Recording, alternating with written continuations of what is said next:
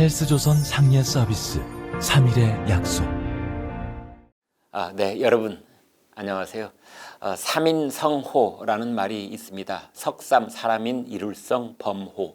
예를 들어서 세 사람이 차례로 와서 남대문 시장에 호랑이가 나타났다고 하면 결국 그런 얼토당토하는 거짓말을 믿게 된다는 뜻입니다. 첫 사람이 말할 때는 에이 무슨 말도 안 되는 소리를 하고 있어 이렇게 부인하다가도 두 번째 사람도 세 번째 사람도 남대문 시장에 호랑이가 나타났다고 하면 드디어 믿게 된다는 뜻입니다.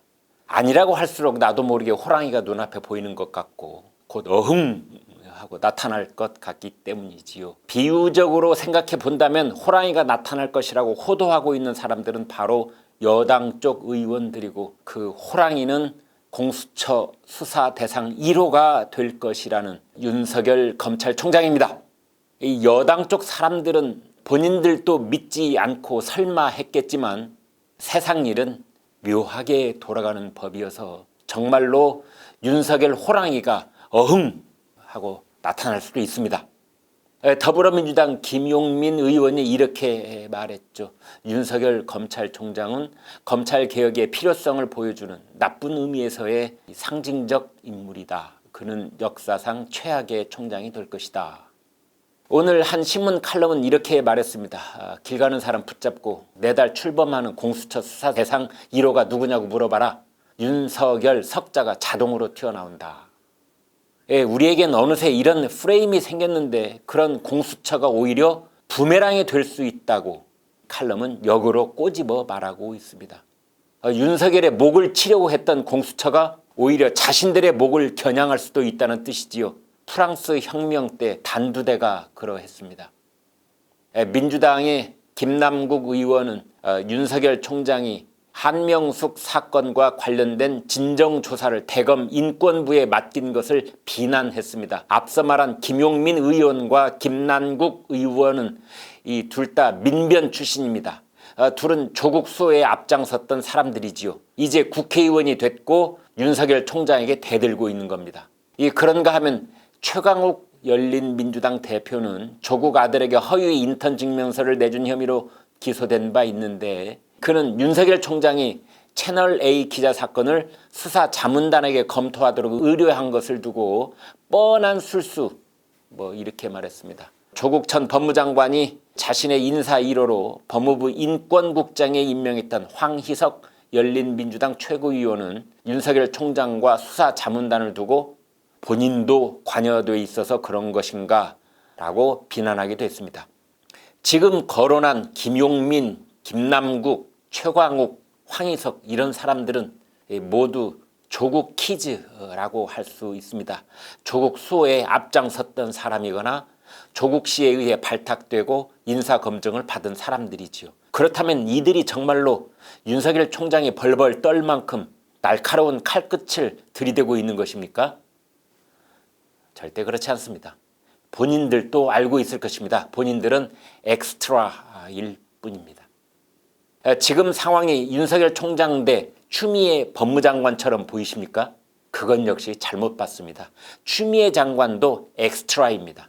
추미애 장관이 인사권을 활용해서 윤석열 사단을 참치 해체하듯 해체하고 최측근 참모들을 전국 각지로 하방시키고 장관과 총장 사이의 인사협의 관행을 단박에 폐기하고 검찰대 요직을 호남 검사들로 싹쓸이하게 해서 정권 측 지지 기반으로 물갈이한 것 이런 등등은 다 맞지만 그렇다고 추미애 장관이 윤석열 총장의 맞상대가 되고 있다고 본다면 그것은 거대한 착각입니다.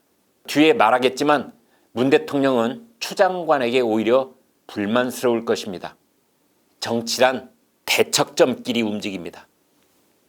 한국 정치 에너지는 양쪽 끝에서 발생합니다. 마치 N극과 S극처럼 그렇게 맞물려 돌아가는 특성이 있습니다. 이쪽 끝에 문재인 대통령이 있다면 저쪽 끝에 윤석열 검찰총장이 있습니다. 너무 과장하는 것 같습니까? 그렇지 않습니다. 다른 것은 다 떠나서 청와대 울산 선거 공작 사건 하나만 놓고 봐도 검찰 총수 윤석열과 청와대 주인 문재인은 서로 만나지 않을 수가 없습니다. 울산 선거공작 사건 공소장에는 대통령이란 단어가 무려 40번 가까이 등장합니다. 한 번 가동된 공소장은 멈출 수가 없는 법입니다.